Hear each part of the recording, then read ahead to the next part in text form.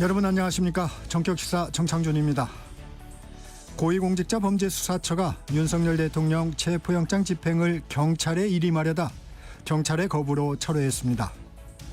공수처가 오락가락 행보로 체포영장 기한 마지막 날을 넘기면서 수사 혼란을 자초했다는 비판이 거셉니다.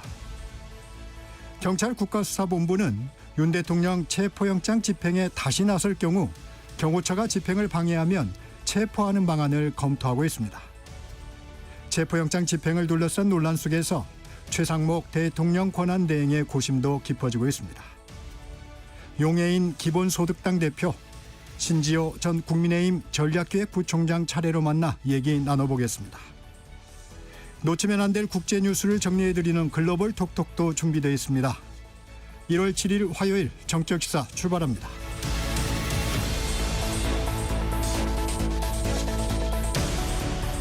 정적시사는 유튜브로도 실시간 방송합니다. 문자 참여는 짧은 문자 50원, 긴 문자 100원이 드는 샵 9730, 콩 어플은 무료입니다. 뉴스브리핑 시작합니다. 한국경제신문 최영창 기자 함께합니다. 안녕하세요. 네, 안녕하십니까. 윤석열 대통령 체포영장 기한 마지막 날인 어제도 고위공직자 범죄수사처는 움직이지 않았습니다. 예, 어제까지였던 윤석열 대통령 체포영장 기한 일단 만료가 됐습니다. 지난 3일 체포영장 집행이 중단된 뒤 이 대통령 경호처가 완강히 저항하자 추가 집행 계속 나서지 못했던 건데요. 네. 공수처는 대신 법원에 영장을 재청구했습니다.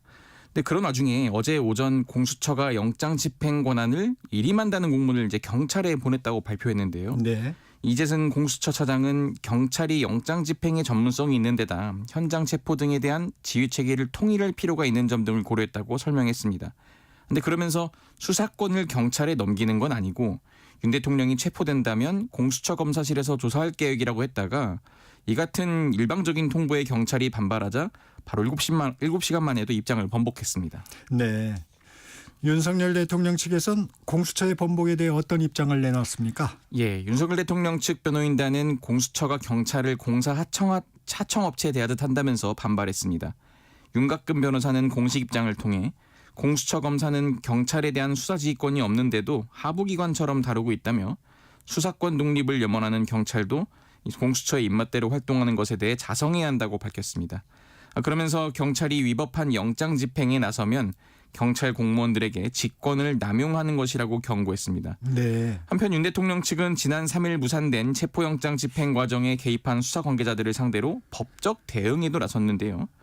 오동훈 공수처장과 우종수 경찰청 국가수사본부장 등 7명을 특수공무 집행 방해 등 혐의로, 그리고 김선호 국방부 차관 겸 장관 직무대리를 직무유기 등으로 또 고발했습니다.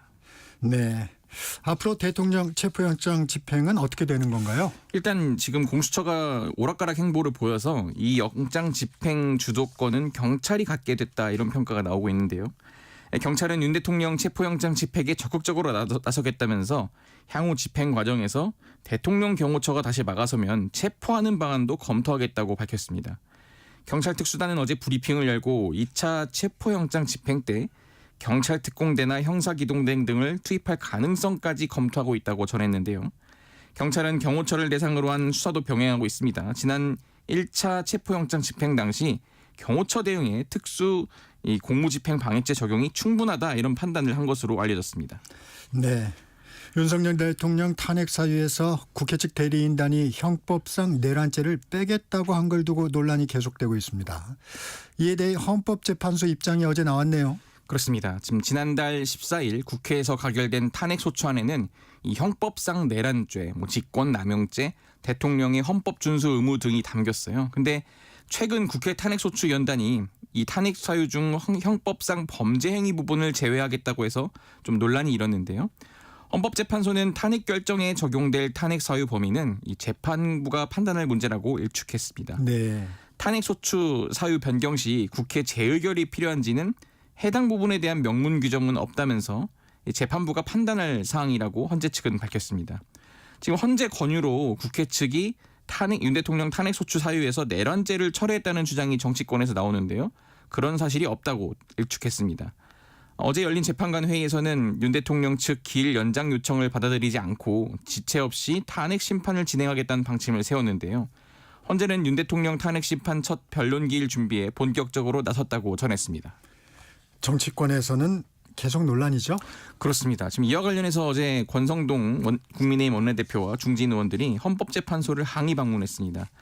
야당이 내란죄를 윤 대통령 탄핵 소추의 핵심 사유로 제시했던 만큼 내란죄를 빼면 탄핵 소추 자체가 성립될 수 없다고 강조한 건데요. 지금 조기 대선을 치르기 위해서 헌법재판소와 민주당이 이른바 짬짬이 하고 있다 이런 주장까지 펼쳤습니다. 네. 반면 더불어민주당은 여당이 괜한 꼬투리를 잡는다는 입장인데요. 내란 행위에 대한 헌재 판단을 구한다는 기본적인 사실관계에는 변함이 없다는 겁니다. 재판부와 의견을 주고받다 탄핵 사유가 정리됐을 뿐이라며 짬짬이 의혹은 부인했습니다. 네. 토니 블링컨 미국 국무장관 임기 중 마지막으로 방한했습니다. 예, 토니 블링컨 미 국무장관은 윤석열 대통령의 비상계엄 선포 당시 미국 정부도 심각하게 우려했다는 점을 털어놨습니다. 네. 블링컨 장관은 조태열 외교부 장관과의 회담에서 민주주의에 대한 도전은 어느 나라에서나 있을 수 있다며 한국 국민이 헌법에 기반을 두고 법치주의에 따라 평화롭게 회복력을 발휘하고 있다고 평가했습니다. 두 장관은 한미동맹에 공백이 없다는 점도 재확인했는데요. 블링컨 장관은 또 이 러시아가 북한에 첨단 위성 기술을 공유하려는 신뢰할 만한 정보가 있다고 언급했는데 푸틴 러시아 대통령이 수십 년간의 정책을 뒤집고 북한 핵을 용인할 가능성이 가까워졌다 이렇게도 말했습니다.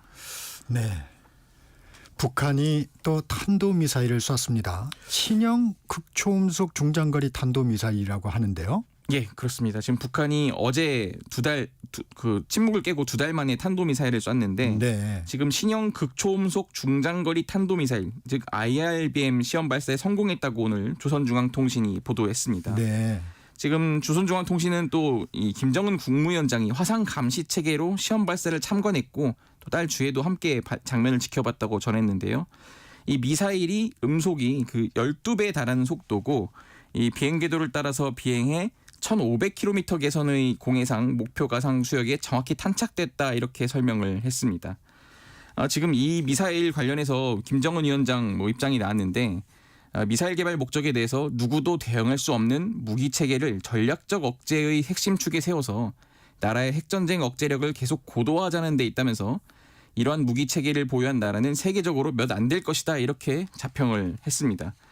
지금 마침 또 이제 조만간 도널드 트럼프 새 행정부가 들어설 예정인데 이와 관련해서 좀 이 괌 타격 능력을 보여주면서 견제구를 날리면서도 사거리를 줄이는 방식의 수위를 조절한 것 아니냐 이런 추측이 나오는데요. 우리 군은 북한의 어떠한 도발에도 대응할 수 있도록 만반의 태세를 유지해 나갈 것이라고 밝혔습니다. 네, 경제 소식도 살펴보죠. 중견건설사죠. 신동아건설이 서울회생법원에 기업 회생 절차를 신청했습니다. 예, 이 건설사가 이제 여의도 63 빌딩을 지은 건설사인데요. 법정 관리를 신청했습니다. 지난해 시공능력평가 53위의 중견건설사고 주택 브랜드로는 이제 파밀리에를 보유하고 있는 곳입니다. 신동아건설은 계속되는 건설 경기 침체와 미분양의 이 자금난을 극복하지 못한 것으로 알려졌는데요. 법정 관리를 신청하면 법원은 이 회사가 제출한 보전 처분 신청서와 이 포괄적 금지 명령 신청서 등을 검토한 다음에 이를 받아들일지를 검토합니다. 검토는 통상적으로 1, 2주 정도 걸리는데 지금 법정 관리 신청으로 신동아건설이 맡은 현장도 공사 차질이 좀 불가피할 전망입니다. 네. 건설업계에 따르면 신동아건설이 맡은 건설 현장이 한 30곳에 이르거든요. 지금 건설업계에서는 이 신동아건설뿐 아니라 지금 중하위권 건설사들의 좀 연쇄 부실이 현실화할 가능성까지 제기되고 있습니다. 네, 설 명절을 앞두고 채소 가격이 줄줄이 오르고 있습니다. 정부 대책이 있나요? 예, 지금 기후 변화에 따라서 지난해 배추와 무 같은 이런 채소 작황이 부진해서 가격 상승세가 지속되는데요. 정부가 소비자 부담을 줄이기 위해서 수급 대책을 마련했습니다. 어제부터 이제 오는 29일까지 대형마트, 중소형마트, 전통시장 등 이 업체별로 최대 40% 할인 행사를 추진하고요. 정부 가용 물량 총 1,555톤을 하루에 200톤 이상씩 가락시장에 먼저 방출을 하고 이 농협 계약 재배 물량도 확대 공급합니다. 지난해 12월 종료된 배추 수입 할당 관세 적용 기간도 추가로 연장해서 이 공급 부족에 대비하는데요. 무 할당 관세 적용 기간은 2월까지 일단 연장된 상태입니다. 네. 농산물 가격 상승에 따라서 이 만약에 사재기라든지 가격 담합 같은 이런 불법 유통 행위가 적발되면은 강력히 처벌을 하겠다고 이제 경고했습니다. 네, 오늘 여기까지 듣겠습니다. 뉴스브리핑 한국경제신문 최영창 기자였습니다. 감사합니다. 전격시사 듣고 계신 지금 시각 7시 30분입니다. 전격시사 날씨 정보입니다. 경기 북부와 강원권에 한파특보가 발효된 가운데 서울의 현재 기온 영하 5.2도입니다. 어제보다 7도 이상 떨어졌고 바람 때문에 체감온도가 영하 8도대, 그밖에 철원이나 춘천, 파주, 태백 영하 10도 이하로 떨어져 있는데요. 오늘 낮 기온도 서울이 영상 1도에 그치는 등 전국이 영하 1도에서 7도 분포에 머물면서 한 주 내내 강추위가 이어지겠습니다. 이번 한파의 기세는 토요일 낮부터 조금 꺾이겠습니다. 이번 주 중 목요일이 가장 추울 전망인데요. 서울이 영하 12도까지 목요일 기온이 떨어져 낮 기온도 영하 6도에 그치겠습니다. 미리미리 동파 사고 대비해 주셔야 되겠습니다. 전라권과 제주 산지에는 현재 대설특보도 내려져 있습니다. 모레까지 충남 전라권, 제주 산지와 울릉도 독도에 최대 20-30cm의 많은 눈 예보고요. 전북 남부 내륙은 최대 40cm 이상의 폭설이 예상됩니다. 경기 남서부나 경남 일부도 오늘 밤부터 비나 눈 예보가 있습니다. 강추위 속에 해안가 대부분과 제주에 강풍특보 내려져 있고요. 해상에는 풍랑특보 내려져 있습니다. 동해안은 여전히 건조특보가 발효 중입니다. 지금 서울 기온 영하 5.2도입니다. 전격시사 날씨정보 최영우였습니다. 계속해서 이 시각 교통 상황은 KBS 교통정보센터에서 이현 씨가 정리해드립니다. 네, 출근길 정체는 심하지 않은데요. 앞서도 들으셨지만 오늘은 한파와 눈길에 대비하셔야겠습니다. 제주 산지에는 눈이 내려 쌓이면서 1100도로가 통제되고 있습니다. 어승생 삼거리에서 옛 탐라대학교 삼거리 구간입니다. 모든 차량의 운행이 통제되고 있습니다. 고속도로는 서해안고속도로 무안지역 보고 있는데요. 눈이 내리고 있습니다. 호남 지역 곳곳에 눈이 내리면서 도로 사정이 좋지 않으니까요. 미끄럼 사고에 대비하셔야겠습니다. 현재 서해안고속도로 목포 쪽의 소통은 원활합니다. 서울 방향 일찍에서 금천 쪽으로 속도가 떨어지고 있습니다. 서울 시내 오늘 한남대로 지나기 괜찮습니다. 양방향 정상 소통되고 있습니다. 내부순환도로 성산 쪽으로는 홍지문 터널에서 홍제 램프 쪽으로 막히는데요. 고장난 차가 있어서입니다. KBS 교통정보센터였습니다.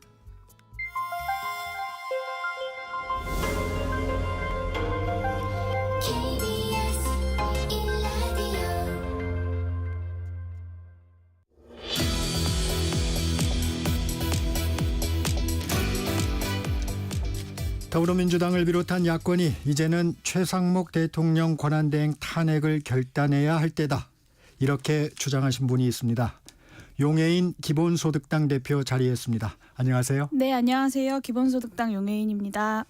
어제 기자회견 하셨더라고요. 네. 최상목 권한대행의 탄핵을 강도 높게 주장하셨는데 배경은 무엇입니까? 그러니까 지난 최상목 권한대행이 임기를 시작하고 권한대행으로서의 업무를 시작하고 나서 열흘 동안 한 일이 뭔가를 좀 돌이켜 보면 이제 헌법재판관을 본인이 이제 선별적으로 간택해서 임명했던 것이 있고요.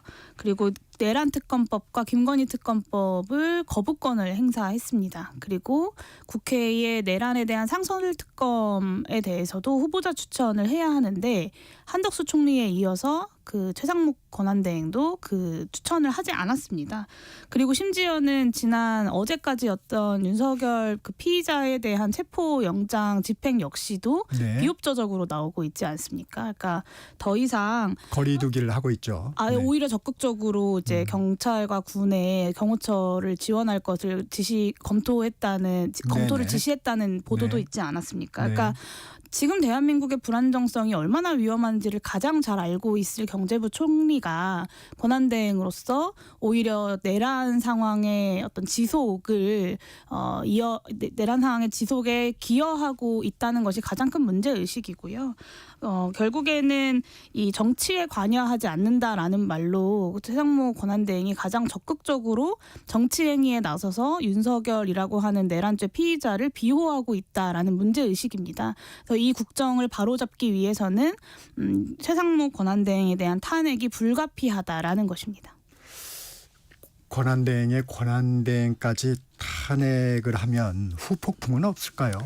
저는 권한대행의 권한대행이라는 말은 맞지 않다고 생각하고요. 네. 그냥 그 본인이 가지고 있는 직에 따라서 권한대행 직 역할을 하고 있을 뿐입니다. 그렇기 때문에 권한대행이 탄핵이 되면 다른 국무위원이 그 승계 순위에 따라서 자연스럽게 그 권한대행 승계를 하게 되는 것이고요. 네. 저는 오히려 지금 그 최상무 권한대행이 벌이고 있는 일들이야말로 국정을 마비시키고 더 국가를 혼란스럽게 만들고 있다고 생각합니다. 윤석열 피의자에 대한 체포영장 집행 하나를 가지고 사실 이제 상식적이고 일상적이라면 순조롭게 집행되었어야 할 체포영장이 그 상황에서 경호처와 경찰이 충돌하고 물리적인 어떤 충돌까지 걱정이 되는 이런 상황까지 오게 된 것 아닙니까? 저는 이 오히려 한덕수 그 최상무 권한대행이 직을 유지하고 있는 것이야말로 국정 운영의 혼란을 야기하고 있다고 생각합니다. 사실 국가 신인도 뭐 경제에 미치는 영향을 걱정하시는 분들이 많아요. 그런 부분들은 우려가 좀 없으십니까? 그러니까 경제적으로도 사실 이 내란의 상황이라고 하는 것이 빠르게 정리되어야 하는 것이죠. 그러니까 가장 이 상황이 빨리 정리돼야지. 네, 그러니까 주식 시장도 마찬가지고 그 외환 시장도 마찬가지인데요. 이 탄핵안이 가결됐을 때, 그리고 윤석열 체포 영장이 발부되었을 때, 그리고 그 영장 집행이 실패했을 때를 다 살펴보면 무엇이 경제적인 안정을 가지고 오는 방법인지 너무 명확하다고 생각합니다. 이 내란 세력을 뿌리 뽑고 윤석열 대통령에 대한 탄핵, 그리고 윤석열 피의자에 대한 제대로 된 사법 처리가 오히려 대한민국의 경제적 안정을 가지고 오는 유일한 길인 것을 저는 최상무 권한대행도 잘 알고 있을 거라고 생각하고요. 그렇기 때문에 한덕수 권한대행 시절에 헌법재판관 임명해야 된다고 본인도 건의를 했던 것 아니겠습니까? 근데 막상 본인이 권한대행 자리에 가고 나니 스스로가 이 내란 사태에 기여했던 바가 있기 때문에 윤석열이 잡혀가면 나도 잡혀간다라는 어떤 계산까지도 하고 있는 것이 아닌가, 이런 국민들의 의혹도 있습니다. 그러니까 지금은 국가를 위해서 결정해야 될 때이지 뭐 최상무 권한대행이 뭐 좀 너무 고생하고 안타깝고 경제부처 수장으로서 이렇게 판단할 네. 때는 아니라고 저는 생각합니다. 공수처가 체포영장을 재청구했습니다.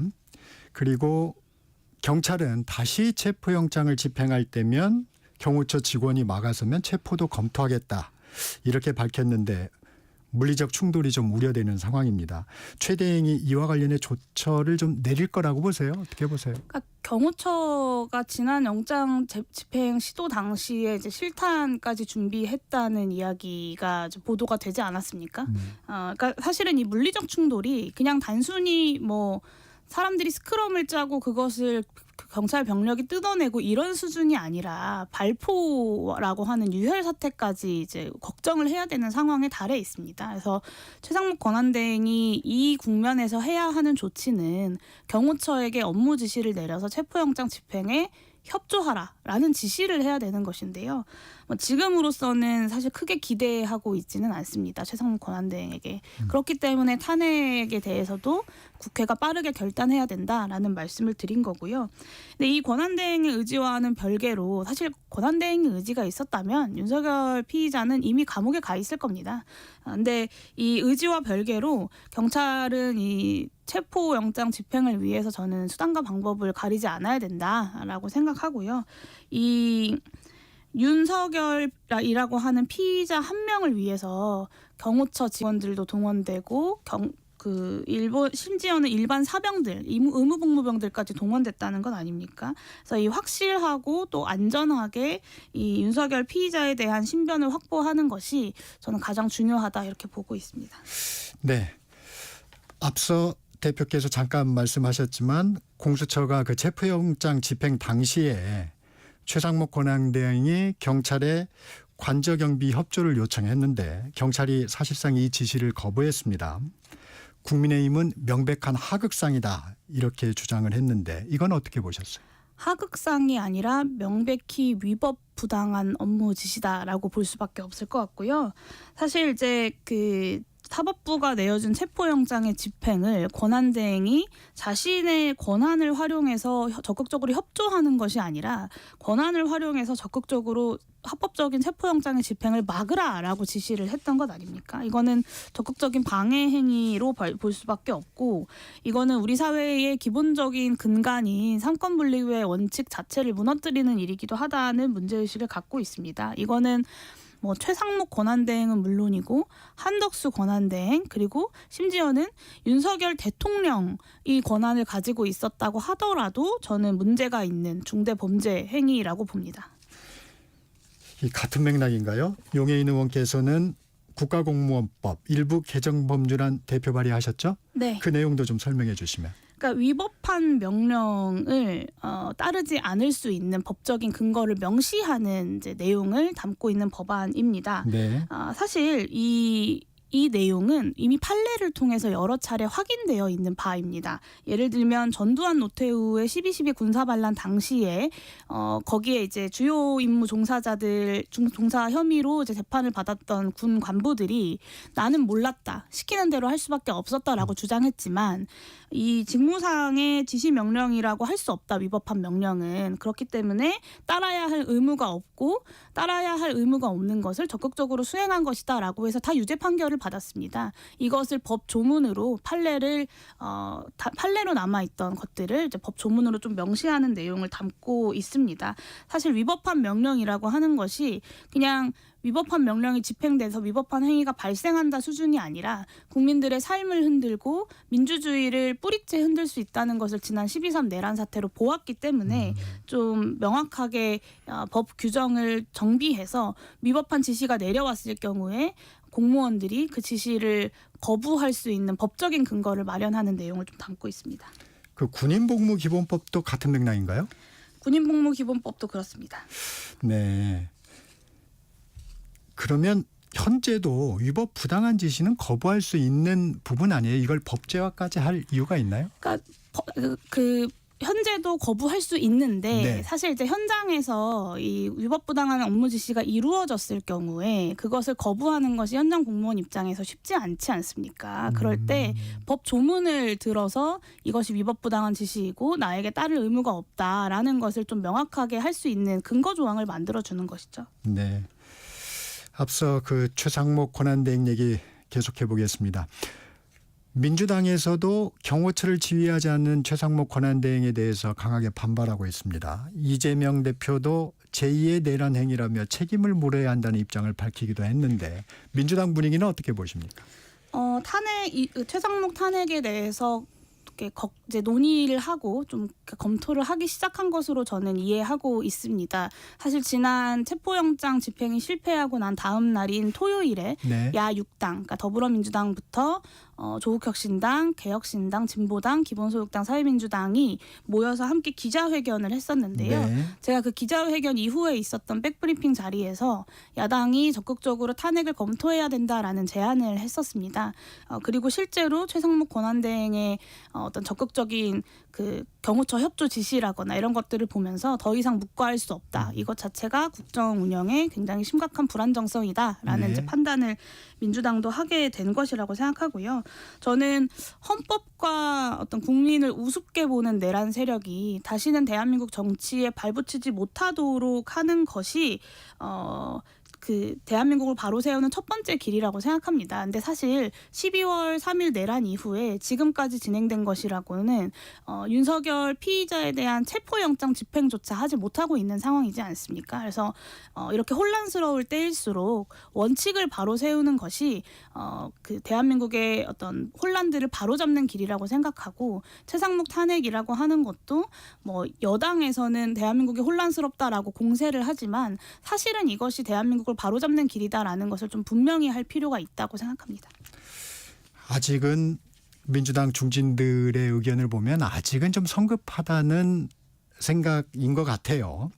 일단 최상목 대행이 헌법 앞서 말씀하시기를 선별적이라고 말씀하셨지만 최상목 대행이 헌법재판관 2명을 임명한 것에 대한 것도 좀 인정해야 하는 거 아니냐 이렇게 주장을 하고 있습니다. 어떻습니까? 그 헌법재판관 선별적 간택 임명에 대해서 그래도 그것은 인정해줘야 되는 거 아니냐, 혹은 잘했다고 해줘야 되는 거 아니냐라는 의견들이 좀 있으신데요. 저는 오히려 그 자체가 권한대행의 직무유기였다고 생각합니다. 그러니까 헌법과 법률 그 어디에도 여야 합의라는 조항은 없습니다. 그러니까 그 후보자가 적법하게 추천이 되었는가는 국회의 의결로서 확인하는 것이고, 국민의힘 1명 그리고 더불어민주당 2명을 추천하기로 이미 여야 합의가 있었던 것입니다. 그 합의에 따라서 각 정당이 추천한 것뿐이고, 국회는 인사검증 절차를 거쳐서 그 법적인 절차에 따라서 후보자 추천을 완료했습니다. 이 과정에는 어떤 법률적인 헌법적인 하자도 존재하지 않습니다.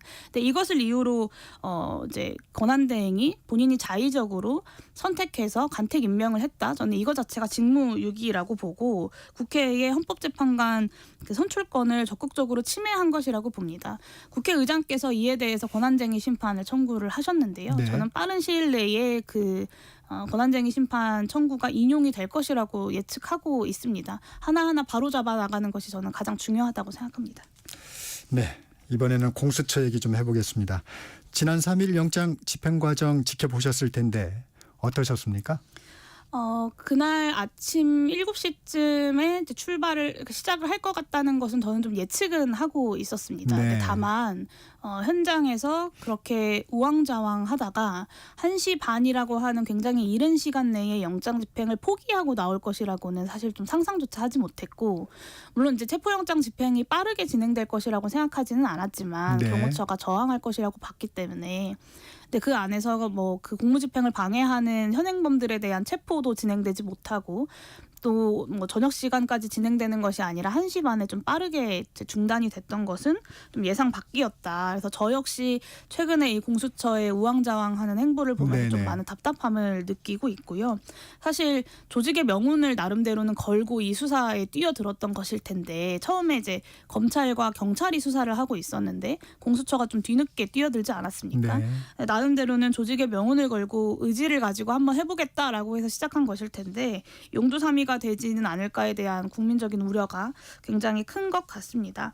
뭐 이제 와서 전문성이 없다, 뭐 한계를 느꼈다, 이런 건 좀 국민들 입장에선 수용하기 어려운 변명인 것 같고요. 저는 늦었지만 경찰에게 사건을 제대로 이첩하고 경찰이 이 내란죄를 수사하도록 하는 것이 순리대로 풀어가는 것이 아닌가라는 생각이 좀 듭니다. 이재승 공수처 차장이 이런 말을 했어요. 경호처가 이렇게 강하게 저항할 줄 몰랐다. 대부분의 국민들도 알고 있는 사실 아니었나요? 그렇죠. 강하게 저항할 줄 몰랐다라는 말이 저는 좀 더 예상 밖의 답변이었는데요. 그러니까 사실 이제 그 현장에서 그런 판단이라도 할 수 있었던 것 아닙니까? 이 윤석열 피의자에 대한 체포에 실패를 했으면 이 피의자 은닉에 앞장서고 있는 박종준 경호처장이라도 체포를 했어야 하는 것이죠. 거기서부터 하나씩 풀어나가야 하는 것인데, 공수처가 사실은 출범 이후에 국민의힘 지금 여당으로부터 얼마나 많은 공격을 받아왔습니까? 제가 사실 그 공격에 한 번도 동조했던 적이 없지만 이 사태를 보면서 공수처가 정말 고위공직자들에 대한 수사, 그리고 체포영장 집행, 뭐 기소 유지까지, 공소 유지까지를 제대로 할 수 있는 조직인가에 대한 이제 근본적인 문제의식이 등장할 수밖에 없었던 답변이라고 저는 생각합니다. 네. 체포영장 집행을 경찰에 일임하겠다고 하다가 번복한 것은 어떻게 보십니까?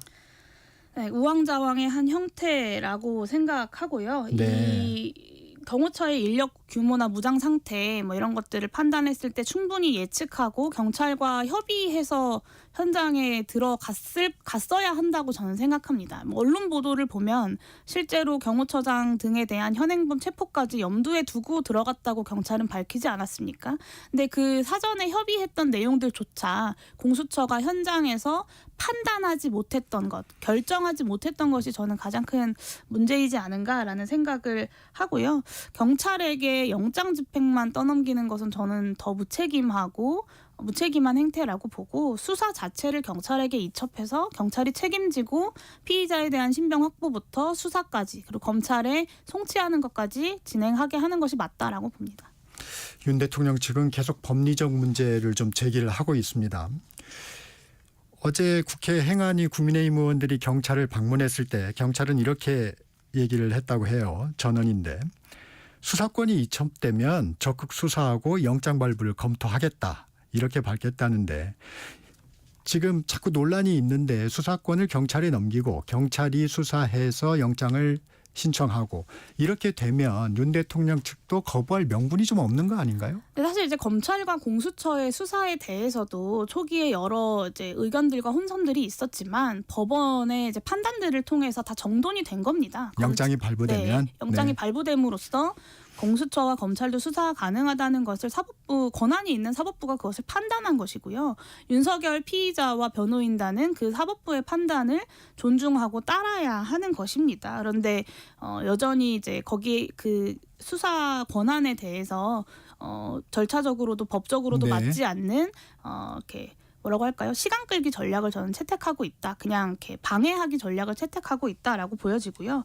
근데 그 윤석열 변호인단의 어떤 판단과는 상관없이 공수처가 그러면 지금 상황에서 실제로 이 수사를 책임 있게 결과를 만들어낼 수 있겠냐에 대한 우려가 있는 것이죠. 네. 그렇기 때문에 경찰로 이첩해야 된다라는 말씀을 드리는 겁니다. 저기 용 의원께서도 경찰로 이첩해야 된다 하는 부분은 동의하시는 건가요? 공수처의 체포영장 집행을 봤을 때 경찰로 이첩하는 것이 윤석열 피의자에 대한 수사를 가장 확실하게 할 수 있는 방법이겠다라고 판단하는 겁니다. 네. 국민의힘 권영세 비대위원장은 이런 입장도 밝혔습니다. 이재명 대표, 조국 전 의원 다 불구속 수사를 했는데 현직 대통령 신분인데 임의 수사 원칙을 좀 지켜달라. 이 논리는 어떻게 생각하세요? 임의 수사가 원칙이라는 말이 일단 1차적으로 좀 황당한 네. 얘기고요. 두 번째는 이재명 대표와 조국 전 대표가 내란죄를 저질렀습니까? 그렇지 않습니다. 그리고 권영세 비대위원장이 그 단지 직무가 정지됐을 뿐이다 이렇게 이야기를 했는데 저는 그 전제부터 틀렸다고 생각하고요. 국회에서는 탄핵소추안이 가결이 됐고 법원에서는 체포영장이 발부된 상태입니다. 그러니까 단순히 그냥 직무가 정지된 상태의 대통령이 아니라 직무가 정지돼서 탄핵소추 심판을 받고 있고 동시에 피의자 상태로 체포영장이 발부된 상태라는 점을 의도적으로 흐리고 있다. 권영세 비대위원장이 이렇게 볼 수밖에 없을 것 같습니다. 이재명 대표와 조국혁신당 전 대표의 불구속 수사라고 하는 것은 두 사람의 요청을 수사기관이 수용한 것이 아니라 법원이 판단을 한 것입니다. 네. 그러니까 내란 수계 혐의를 받고 있는 피의자 윤석열에 대한 불구속 수사 여부 혹은 구속 수사 여부 역시 법원이 판단을 하는 것이죠. 그 원칙을 지키는 것이 오히려 그 원칙을 지켜야 한다라고 권영세 비대위원장님께 말씀드리고 싶습니다. 네. 중앙일보에서 보도한 내용인데 이 부분은 어떤지 궁금합니다. 국민의힘은 대통령이 안가나 이런 제3의 장소에서 조사에 응하는 방안을 대통령실에 제안할 것이다. 이걸 검토하고 있다. 이런 보도를 했어요. 이런 방식에 대해서는 어떻습니까? 그러니까 수사에 대해서 어떤 방식으로 수사를 하는지는 수사기관이 결정하는 겁니다. 법적인 절차에 따라서. 근데 여기에 대해서 윤석열 피의자와 변호인단이 계속해서 기싸움을 하면서 주도권을 쥐려고 하고 있는 것이 아닌가라는 의구심이 들고요. 예전에 그 김건희 여사의 그 도이치모터스 주가 조작 네. 사건에 대해서 그런 출장 조사를 한 차례 하지 않았습니까? 네. 검찰이 거기에 대한 국민적인 비판이 굉장히 컸었고요. 여기에 대해서 이 황제 조사를 아내에 이어서 남편도 그대로 받겠다. 본인이 가지고 있는 권력과 지위를 남용하여라고 한다면 저는 그것 자체가 대한민국 형사 시스템의 붕괴를 뜻한다고 생각합니다. 있어서는 안 될 일이라고 생각하고 원칙에 따라서 엄정하게 수사하는 것이 맞다. 논의할 가치가 없는 사안이다라고 봅니다. 수사기관의 판단에 맡겨야 된다. 국회 탄핵소추단이 윤 대통령 탄핵소추안에 내란 혐의를 철회한 것에 대해서 공방이 치열합니다. 용 대표님 입장은 어떤가요? 네, 저는 이것도 국민의힘이 굉장히 오도하고 있다. 국민들에게 거짓말을 하고 있다라고 말씀드릴 수밖에 없는데요. 이 탄핵 심판 절차에서 내란이라고 하는 혐의를 제외한 것이 아니라 형법제의 내란 성립 여부를 헌재에서 따지지 않고 내란이라고 하는 행위에서 발생한 위헌성과 중대한 위법성을 다투겠다라는 의미입니다. 이것은 탄핵 절차가 형사재판이 아니라 공무원에 대한 징계 절차이기 때문에 헌재가 그렇게 하겠다라고 결정을 한 것이고요. 앞서 박근혜 대통령 탄핵 심판 당시에도 뇌물죄, 강요죄에 대한 행위 자체를 뺀 것이 아니라 그것에 뇌물죄, 강요죄 등의 형법상 그 범죄 성립 여부를 다투지 않는 것으로 정리했던 건 아닙니까? 그리고 그것을 주도했고 가장 잘 이해하고 있는 사람이 지금 권성동 원내대표고요. 다시 정리를 하면 내란 행위 자체는 국회 탄핵 소추안에 있는 내용들이 그대로 담겨서 심판 절차가 진행이 되는 겁니다. 다만 내란 행위의 전개 과정에서 이 절차적 위헌성과 중대한 위법성을 중심으로 탄핵 심사를 진행하겠다라고 하는 것이 현재 헌재와 야당의 입장, 국회의 입장입니다. 네, 오늘은 여기까지 들어야 되겠습니다. 용해인 기본소득당 대표와 말씀 나눴습니다. 감사합니다. 네, 감사합니다. 정책시사 1부 여기서 마칩니다. 잠시 후 2부에서는 신지호 전 국민의힘 전략기획부총장 모시고 전국 현안 분석해 봅니다.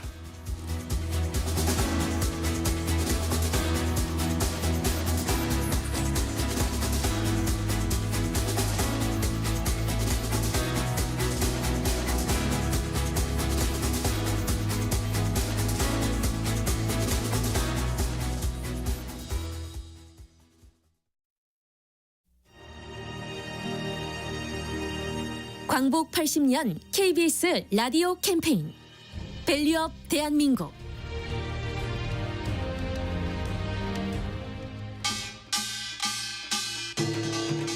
안녕하세요. 새해 복 많이 받으십시오. 사물놀이 김덕수입니다. 가장 한국적인 게 세계적이라고 했는데 가장 한국적인 게 저는 꽹가리 징장고북이라고 저는 알고 있습니다. 그 울림과 그 가락의 신명이 많은 보물이 있지만 저에게는 가장 큰 보물입니다. 어느 나라 뭐에 가든 많은 사람들에게 감동을 주고 그 속에서 우리는 어깨동무하고 신명나게 한 판을 함께 어우러져서 춤을 추고 소리를 하면서 끝난다는 거. 결국은 모든 세계 민족 음악의 근본이 리듬에 있다는 거. 민족의 음악이 되겠죠. 꽹가리 징장고북에 의해서 행해지는 모든 것. 그게 지난 80년 속에서 변화해온 지금의 우리의 전통 음악이 아닌가. 그거를 지키느라고 사물놀이는 변해왔다고 봅니다.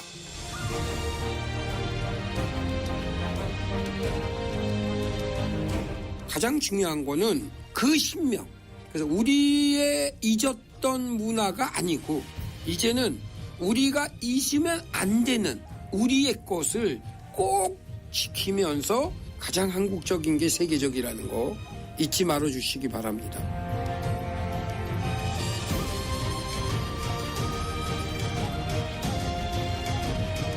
광복 80년.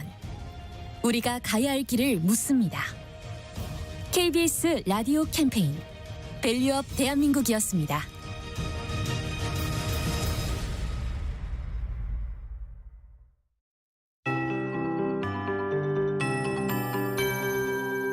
KBS 58분 날씨.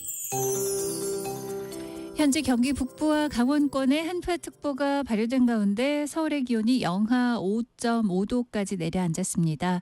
어제보다 7도 이상 떨어졌습니다. 철원이 영하 13도대, 춘천, 파주, 태백은 영하 10도대인데요.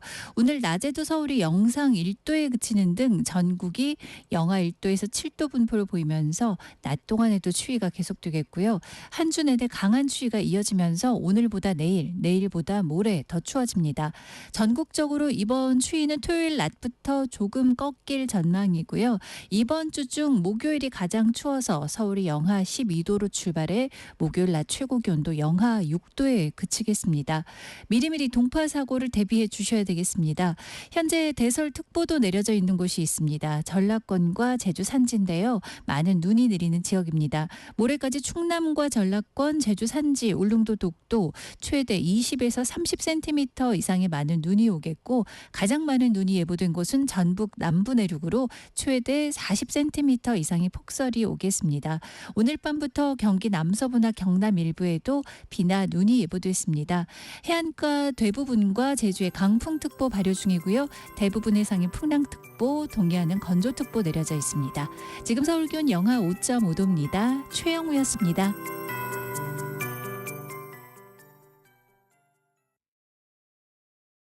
정성을 다하는 국민의 방송 KBS가 8시를 알려드립니다. AM 711kHz, FM 97.3MHz, KBS 1라디오입니다. HLKA.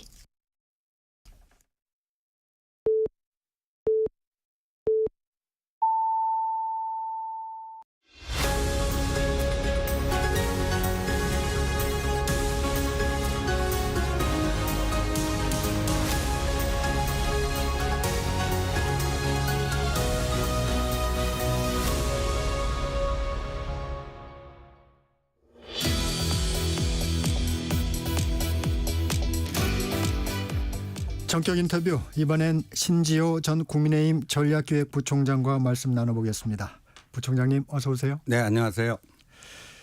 국회 탄핵소추단이 내란죄를 사실상 철회하겠다고 밝혔는데 이 부분부터 여쭤보겠습니다. 어떻게 생각하세요? 이건 좀 뭐 대단히 해서는 안 되는 일을 하려고 하는 것 아닌가 이렇게 보여지는데요. 우리가 2016년 박근혜 대통령 탄핵소추 때는 박근혜 대통령 탄핵소추 사유하면 그냥 국민 대다수가 국정농단이다.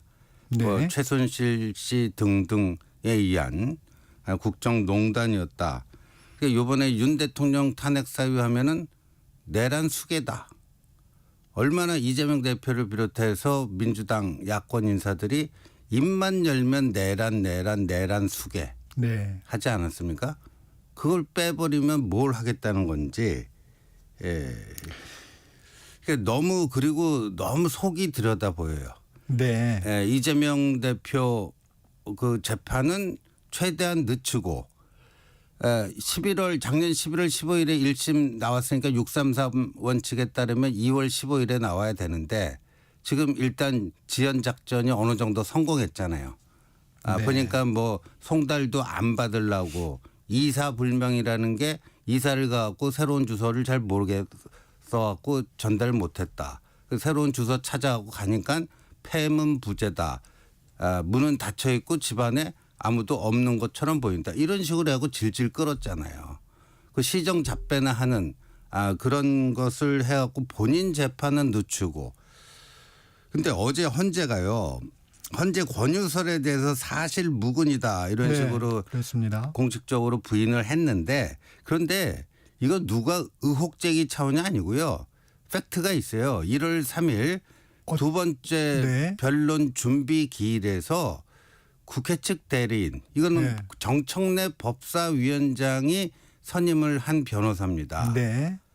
그분이 헌재의 권유로 내란죄는 빼겠다 이렇게 얘기를 합니다. 뉴스에서 이제 그 발언들이 다 보도가 되더라고요. 예. 그것 때문에 이제 헌재 권유설이 나온 건데. 예. 그러면 그 당시에 헌법재판관 두 사람이 정형식, 이미선 두 사람이 듣고 있었거든요. 네. 그럼 그 자리에서 부정을 하던가 뭐 했었어야죠. 부정을 안 해요. 예. 헌재의 권유로 내란죄 빼겠다라고 하는 그 얘기를 공개적으로 한 거예요. 누가 뭐 없는 거를 만들어낸 게 아니죠. 근데 부총장님, 이게 국회에서 이제 탄핵 소추안을 의결한 거 아닙니까? 네. 그러면 이제 물론 국회의 대리인이긴 하지만 빼고 싶다고 뺄 수 있는 건가요, 이게? 그러니까 이제 보통 이제 이게 뭐 공소장 변경 같은 네. 경우에 이게 사실관계의 동일성이 유지되면은 공소장 변경을 재판부가 허락해 준다 이거 아닙니까? 검사가 공소장을 썼는데 나중에 그걸 변경하려면은 재판부의 허락을 맡아야 돼요. 그것과 비슷한 원리라고 하는데 그때 중요한 게 사실관계의 동일성이거든요. 근데 내란죄를 빼겠다라고 하는 것은 이거는 웃기잖아요.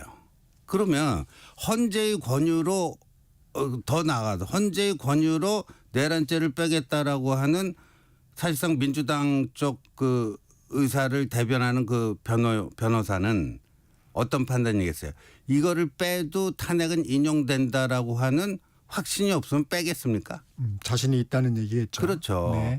그러니까 뭐 헌재하고 뭐 미략한 거냐 뭐냐 여러 가지 그런 게 나올 수가 있는 거 아닙니까? 지금 상황이 그렇게 됐어요. 그렇다면은 이걸 만약에 내란죄를 빼고 탄핵 심판을 해가지고 결론이 나오잖아요. 근데 탄핵이 만약에 인용이 돼서 윤 대통령 파면이 결정이 되면은 국민적 승복이 되겠습니까? 이런 상태에서. 예. 논란이 일 수 있겠군요. 예. 근데 공식적인 입장은 전혀 사실 무근이다 하는 네. 게 지금 헌재의 공식적인 입장입니다. 국민의힘은 핵심 내용이 빠진 만큼 재의결이 필요하다는 입장입니다. 부총장님 의견은 어떠세요?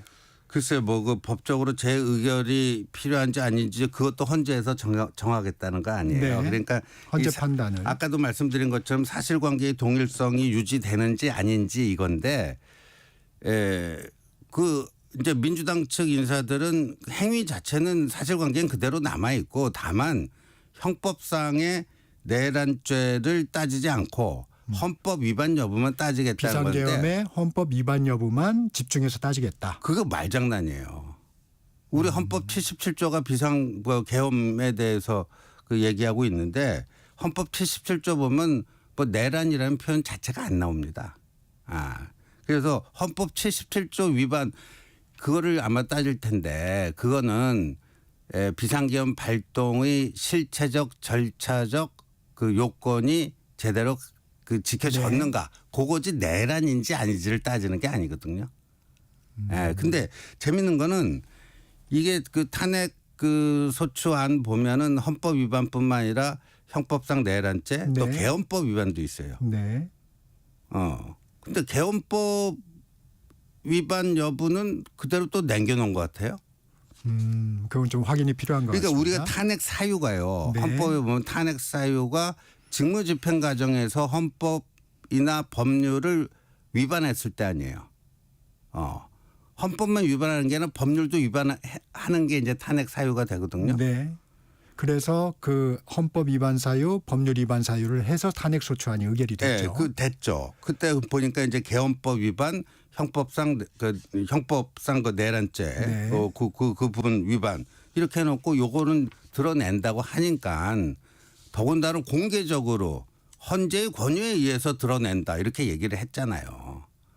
이거는 헌재가 이거 정말 이걸 심각하게 받아들여야 됩니다. 헌재도 좀 신경이 쓰이는 부분이겠어요. 네. 나중에 말씀하셨지만 나중에 헌재의 결정을 국민들이 수용을 할 것인가 하는 문제하고도 연결이 될 수 있다. 이렇게 보시는 거죠? 그렇죠. 이런 상태에서 탄핵이 인용되면은 거의 나라가 두동강 날 수도 있어요. 네.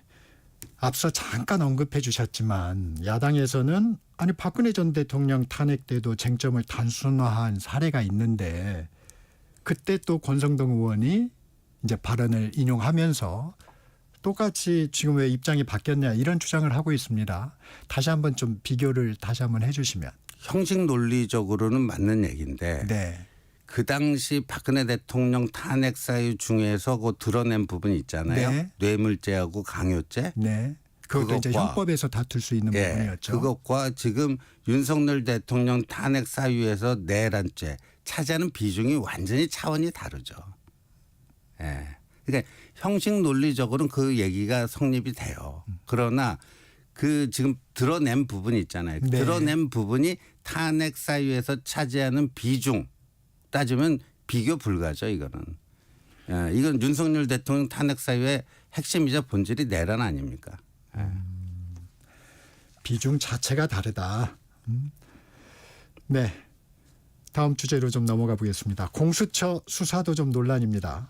어제 체포영장 집행을 경찰에 일임한다고 했다가 경찰이 법적 결함이 있다고 거부하니까 다시 번복했어요. 이 과정 어떻게 보셨습니까? 그러니까 한마디로 깜도 안 되는 공수처가 과욕을 부렸다. 한탕주의를 하려고 했다가 이거 뭐 동네 그러니까 본인들 망신 뭐 자초한 꼴이다 이렇게 보는데 이거 민주당이 무슨 또 뭐 공수처장을 뭐 탄핵하겠다 하는데 이거 민주당의 자업자득 아닙니까? 왜 이런 말도 안 되는 수사기관을 만들어서 예. 지금 논란이 되는 거 보면 상당히 복잡하더라고요. 뭘 수사할 수 있고 예를 들면 이런 법리적 부분들이 과거에 이 공수처법을 통과시킬 때 좀 네. 면밀하게 좀 이 어떤 맞습니다. 법적 검토가 좀 안 돼 있었던 부분인가요, 이게? 거의 뭐 졸속으로 날탕으로 통과시키고 애매한 부분이 되게 많죠. 애매한 부분이 많고 그런데 헌정사상 초유의 대통령 뭐 체포하면 그다음에 이제 뭐 구속영장 치는 거는 정해진 수순인데 그 정도를 하려면 정말 고도의 그 철저함, 신중, 그리고 법리적 오점이 남지 예. 않게. 예. 아주 정확성 네. 뭐 이런 걸 갖고 해야 되는데 아니 이렇게 뭐 그 체포하러 들어가면 경호처가 그렇게 막을 줄 몰랐다? 이거 어디 뭐 이런 아마추어가 어디 있습니까? 지금 자꾸 이렇게 법리적 논점이 나오고 그다음에 윤 대통령 측에서도 이렇게 적법한 수사 절차가 아니면 응하지 못하겠다 이렇게 네. 나오고 있는데 앞서도 이제 용해인 기본소득당 대표가 나와서 얘기했는데 수사권을 아예 공수처가 경찰에 이첩하고 네. 경찰이 수사해서 영장 신청하고 네. 이렇게 해서 이런 부분의 논란을 없애는 게 현실적으로 더 나은 거 아닌가요? 아니 저는 그 얘기를 했어요. 계속 하고 있어요. 그러니까 공수처가 이 과욕을 부린 거예요. 공수처가요. 이번 계엄 사태 이전에 보면 구속영장 5번 쳤거든요. 5번 다 기각됐어요. 오전 오패예요. 예, 이런 뭐 실력도 안 되고 깜도 안 되는 사람들이 존재감도 없고 그러니까 요번에 어떻게든 이제 공수처법 24조에 보면 다른 수사기관에서 하는 거 이첩 이첩받을 수 요구하면 있다. 거기에 응해야 되잖아요. 그 이첩 요구를 왜 했냐고요. 실력도 안 되고 의지도 안 되고 깜도 안 되는 자들이 왜 이첩을 요구해서 이 사단을 만들어요? 네. 공수처 이재승 차장은 어제 그 기자들과 만난 자리에서 만약에 윤 대통령을 체포하면 조사는 누가 하냐 그러니까 또 공수처가 한다고 네. 그래요. 그래서 이런 부분들이 그리고 체포영장 재청구도 또 서울 서부지법에 했습니다. 네. 그 영장 쇼핑이다 뭐 이런 얘기도 있었지 않습니까? 아니 그렇죠. 그리고 저는 그걸 만약에 중앙지법에 그 청구를 했으면 중앙지법의 영장 전담 판사가 5명이고 서울 서부지법은 그 우리법 연구회 출신 그 판사 1명이에요. 아, 한 명이 있습니다. 1명이에요. 그러니까 누가 봐도 영장 쇼핑 의혹 제기는 충분한 거죠. 예, 정정당당하게 하려면 그리고 공수처법에도 중앙지법이라고 나와 있잖아요. 물론 그게 위법은 아니에요. 예, 그 한남동 관저의 주소지. 주소지 그 관할 법원이 서부지법인 건 맞죠. 위법은 아니지만 왜 이렇게 편법을 쓰냐고요. 네. 공수처는 이제 공조수사본부 체제로 다시 이제 돌아갔고요. 경찰이 2차 체포영장이 나오면 그때 집행 때는 경호처가 저지하면 체포도 검토하겠다고 하는데 이러면 좀 물리적 충돌이 예, 생길 이거는 수밖에 없지 정말 않나요? 나라 생각하면 이렇게 하면 안 됩니다. 그러니까 지금이라도요.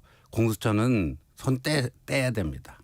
손 떼고 능력도 안 되고 의지도 안 되고 뭐 다 안 된다는 게 입증이 됐잖아요. 근데 왜 이렇게 고집을 피워요? 그냥 경찰로 재이첩을 하고 국가수사본부에서 검찰을 통해서 서울중앙지법으로부터 영장을 받으면 거기에 대해서는 대통령 측에서도 거부할 명분이 사라져요. 그런데 정말 나라를 생각한다면 그 과정에서 대통령이 자진 출석해서 수사를 받도록 유도를 해야죠.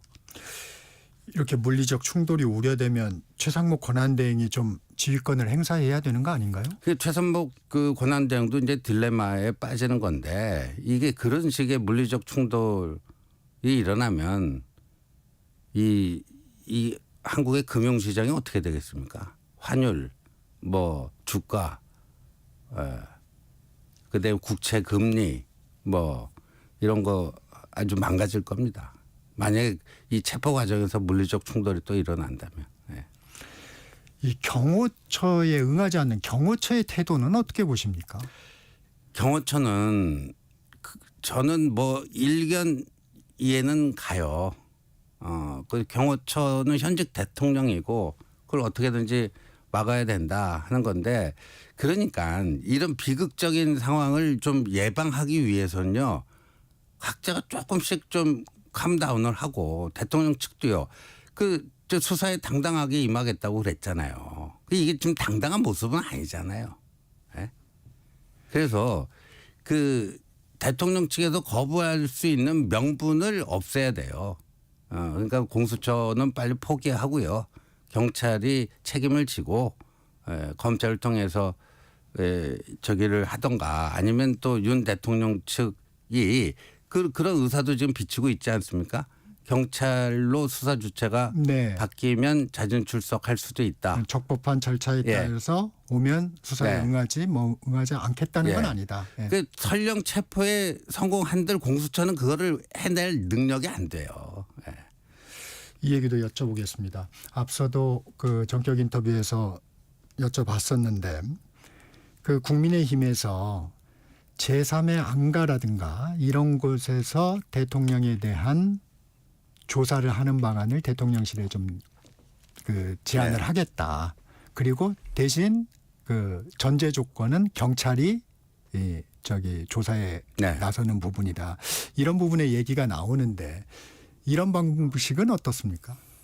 저는 뭐 대통령께서도 굳이 뭐 안가에서 받을 필요가 있겠습니까? 뭐 포토라인에 세우고 뭐 그런 거 자체는 저는 하면 안 된다고 보고요. 현직 대통령으로서 최소한의 그건 좀 예우는 해야 된다, 이런 생각이 들고, 뭐 조용하게 경찰청사 어디 국가수사본부 나가서 받을 수도 있을 거고요. 그거는 이제 경찰하고 협의하기 나름이라고 봅니다. 예. 수사기관에서 네. 그 정도는 현직 대통령으로서 예우는 좀 필요하다. 네. 네. 아까 공수처법 잠시 얘기했는데 이런 얘기도 있습니다. 최상목 대행이 관여를 안 하는 것이 공수처법 3조 때문이라는 겁니다. 공수처법 3조 3항을 보니까 대통령 비서실의 공무원은 공수처의 사무에 관해 요구, 지시, 의견 제시, 협의 등을 해서는 안 된다고 명시가 돼 있어요. 그러니까 최 대행이 체포영장 집행을 협의하는 것 자체가 공수처법 위반 소지가 그렇네요. 있다는 겁니다. 예. 예. 지금 그 아주 정확한 지적해 주신 것 같아요. 그게 이제 공수처의 독립성을 막 그렇죠. 이렇게 하다가 보니까 지금 여러 가지가 다 네. 이렇게 꼬이는 부분인 것 같아요. 그러니까 지금 뭐 민주당이 정말 웃긴 거 아니에요? 자기들이 저 말도 안 되는 공수처를 만들어 놓고, 공수처법 만든 게 누구예요? 예. 민주당 아닙니까? 그때 뭐 당시 금태섭 의원이 그 표결할 때 기권했다 해서 뭐 징계도 하고 내쫓고 막 했잖아요.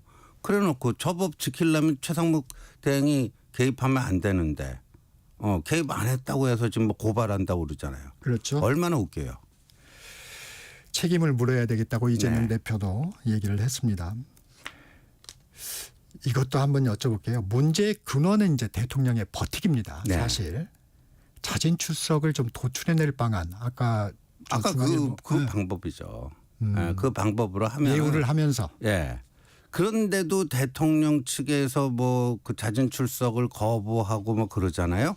그러면 국민 여론이 어떻게 되겠습니까? 여론이 어떻게 되고, 그다음에 이게 탄핵 심판에서 결정적으로 불리한 정황으로 이제 그 헌재 수사 불응 부분이 그렇죠. 네. 인식되지 않겠습니까? 예.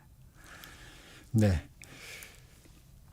지난 3일 체포영장 집행 때 경호처의 요청에 따라서 최상목 권한대행이 경찰에 관저 지원을 지시했었습니다. 근데 경찰이 거부를 했어요. 네. 이 부분 국민의힘에서는 하극상이다 이렇게까지 주장을 하고 있는데, 이 부분은 어떻게 보세요? 글쎄 그 국민의힘의 공식 권성동 원내대표가 권성동 원내대표가 예, 예. 그 얘기를 했으면은 네. 그걸 이제 하극상이라고 보면은, 그러니까 체포영장 자체가 불법이고 무효인데 그거를 막으라고 하는 지시를 거부했기 때문에 하극상이다, 이런 논리 아니에요. 그러니까 대통령 권한대행의 지시를 네. 거부했다 이 네, 부분이죠. 그렇죠. 참 그건 또 법적인 논란이 있겠죠. 이게 네. 이제 위법한 짓이나 뭐 네. 이런 부분도. 네. 네. 이재명 대표 최대행에 대해서도 질서 파괴, 내란 행위라며 제2의 내란 행위 책임을 물어야 한다고 비판했습니다. 탄핵을 시사하는 발언으로 보세요. 탄핵을 시사하는 발언인데요. 탄핵은 못할 거라고 봐요. 만약에 탄핵하게 되면요. 윤석열 대통령이 12월 3일에 비상계엄을 통해서 정치적 생명이 거의 끝나가는 이재명 대표를 극적으로 부활시켜줬잖아요. 그런데 거꾸로 될 수 있습니다. 최상목 대행마저도 이재명의 민주당이 탄핵을 하게 되면은 그 반대 상황이 저는 전개되지 않을까 이렇게 보입니다. 아직은 민주당 중진들도 좀 성급하다는 판단이 많은 것 같아요. 그러니까 뭐 추미애 의원 같은 경우에는 최상목 권한대행 탄핵시켜야 된다. 근데 박 전 탄핵을 의원은 고려해야 된다. 고려해야 된다. 근데 박 전 의원은 뭐 만류를 하고. 좀 성급하다. 예. 근데 뭐 그건 본인들 마음이니까요. 예. 근데 뭐 만약에 하게 되면 저는 그렇게 갈 거라고 봅니다. 민주당에서도 이런 얘기가 나오고 조국혁신당에서도 이런 얘기가 나오는데 대통령 경호처 폐지 법안 얘기가 나오고 있어요. 그 너무 웃긴 거 아니에요? 예.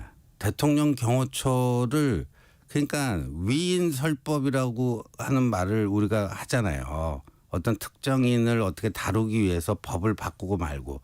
근데 문재인 정권 때는 경호처가 없었어요? 노무현 정권 때는 없었습니까? 그러니까 이런 식의 그 얘기는 좀 이런 거는 좀 자제를 해야 되는 거 아닙니까? 최소한 기본적인 뭐 이치에 맞는 얘기를 해야지. 예. 이제 경찰에 넘기자는 얘기 같습니다. 네.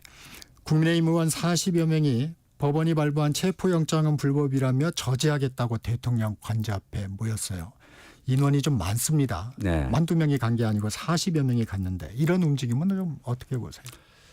저는 지금 국민의힘 소속 의원들이요. 40명이 거기 갔잖아요. 네. 굉장히 뭐 예상보다 많은 숫자다. 언론에서는 그렇게 얘기하는데 12월 3일 계엄의 그날은 왜 그렇게 조용히들 있었는지 이런 정도 뭐 그 용기와 결단력이 또 행동력이 있었으면 12월 3일 그렇게 했었어야 되는 거 아닙니까? 만약에 저희 당에서 18명이 아니고 81명의 그 의원들이 본회의장에 들어와서 계엄 해제 요구 결의안 그거를 통과를 시켰다면은 역사가 바뀌었을 겁니다. 18명이 아니고 81명의 국민의힘 의원들이 계엄 해제 요구안을 했다면은 역사가 바뀌어서요. 그 이후에는 굳이 윤 대통령 탄핵 없이 질서 있는 퇴진, 뭐 임기 단축 개헌, 뭐 이런 것들을 국민의힘이 사실상 주도하면서 그걸 이끌어 갈 수 있었어요. 그다음에 계엄 옹호당이다, 뭐 내란 동조범이다 이런 그 얘기 국민적 질책 받을 일도 없었겠죠. 그때 다 참여해서 계엄 네. 해제에 그때 그런 근데 국회의원 정도 되면요. 순간적으로 그 정도 판단력이 안 되면 국회의원 해서는 안 된다고 봅니다. 네. 지도부도 좀 곤혹스러운 모양이더라고요. 권영세 비대위원장은 예를 들면 당 차원의 것은 아니다. 네. 이렇게 좀 선을 긋고 있는데 그런데 이제 저희가 관심을 갖는 게 40여 명이면 사실 지금 국민의힘 국회의원 중에 거의 뭐 절반 가까이 네, 되는데 뭐 마음은 같이 하지만 현장에 못 가는 사람들도 뭐 있을 것 같은데 근데 분명히 해야 될 게 윤 대통령과의 관계 설정을 어떻게 하는가 그거는 네. 계엄에 대한 평가에서 나와요. 근데 지금 국민의힘 의원들 보면 대통령 탄핵에 대해서는 아주 격렬하게 찬반으로 부닥치고 또 그걸로 한동훈 대표를 쫓아내고 했잖아요. 그 한동훈 대표 쫓아내는 그 의총 나중에 그 다 대화록 네. 발언 녹취록이 뭐 나왔죠. 이게 다 공개돼서 아주 격렬한 그 다툼이 있지 않았습니까? 근데 계엄에 대한 입장이 뭐죠? 그러니까 그 한남동에 간 40명의 국민의힘 의원들은 계엄 찬성인지 반대인지 모르겠어요. 국민의힘은 뭐 공식적으로는 계엄은 반대하고 다만 이 법적 절차 영장이 불법이다 이런 주장을 40여 명도 관제 앞에 가서 했습니다. 네. 그러니까 그런 식의 약간 핵심을 건드리지 못하고 네. 핵심에 대한 입장 정리도 제대로 못하면서 지금 한남동에서 그 집회를 주도하는 분이 누구예요? 정광훈 목사. 정광훈 목사님. 자유통일당 자통당 아닙니까? 네. 네, 그분들은 계엄은 정당하고 합법적이었다. 따라서 탄핵은 원천무효다. 필요하면 제2, 제3의 계엄을 해야 된다. 그다음에 작년 4월에 총선은 부정선거였다. 이런 주장을 하는 분들이에요. 그러면 그 한남동에 몰려간 40분이 거기에 대한 입장을 밝혀야죠. 이게 의원들이 이렇게 많이 참여한 게 최근 여당 지지율이 조금 회복세를 보이는 게 영향이 있을까요? 뭐 그런 것도 있을 거고요. 자기 지역구 사정, 특히 이제 영남 의원들이 많이 몰려갔잖아요. 네네. 저희 당 의원들의 비중이 영남이 압도적이니까요. 네. 그런데 그 지지율이 오르는 것을 착각하면 안 된다. 그거는 이재명 민주당의 그 횡포에 대한 그 위기감, 반감에서 오르는 걸 수가 있다라고 봐요. 네. 김종혁 전 최고위원도 어제 저희와 인터뷰에서 그 얘기를 하더라고요. 네. 이재명 대표를 대통령으로 만들어야겠다는 식의 조급증과 무리수에 대한 반발이다. 그렇죠. 네. 예. 그런데 지금 뭐 국민들이 다 똑같은 생각하지는 않잖아요. 근데 이제 의외로 윤석열 대통령도 문제지만 이재명도 그거 못지않게 문제다.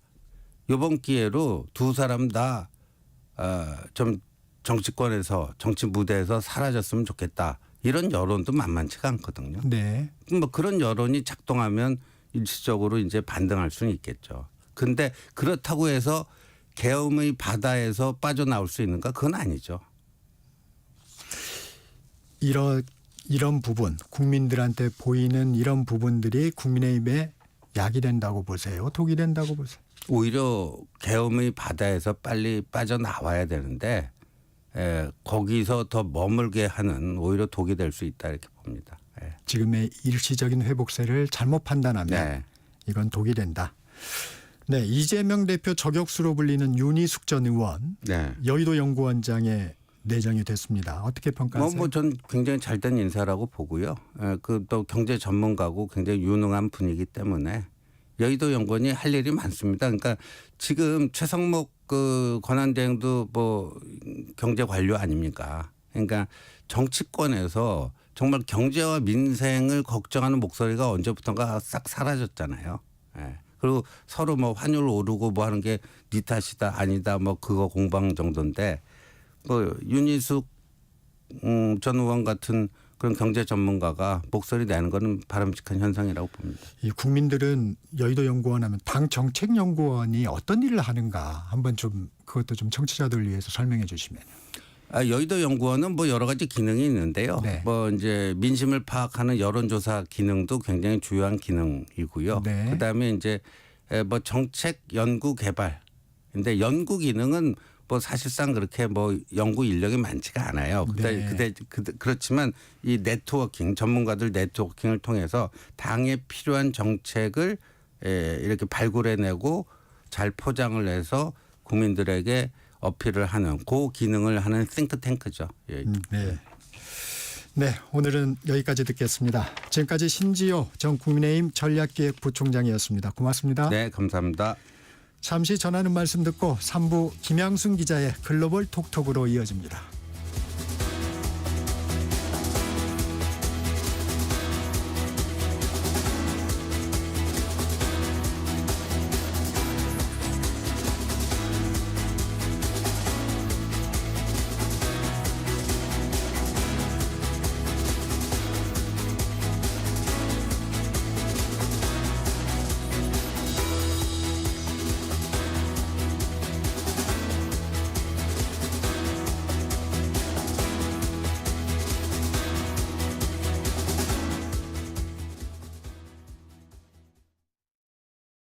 잠시 후 8시 반부터 일부 지역국에서는 해당 지역 방송을 보내드립니다.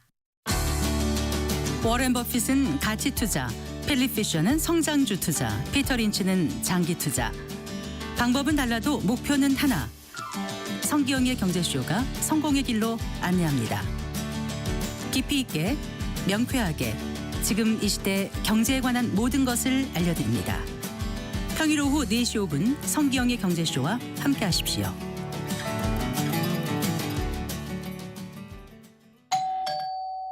편지 왔습니다.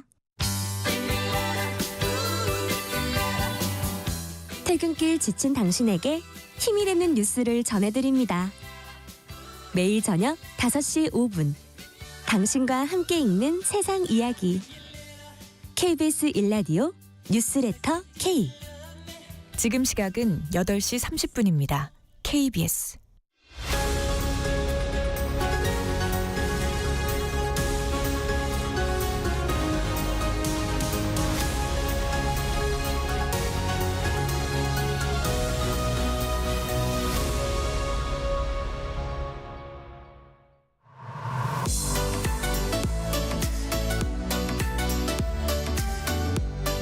네, 놓치면 안 될 국제뉴스 챙겨드립니다. 글로벌 톡톡 김양순 기자 나와 있습니다. 안녕하세요. 네, 안녕하세요. 트럼프 당선인 미국에서 이제 취임이 머지 않았어요. 이달 20일이죠? 맞습니다. 네.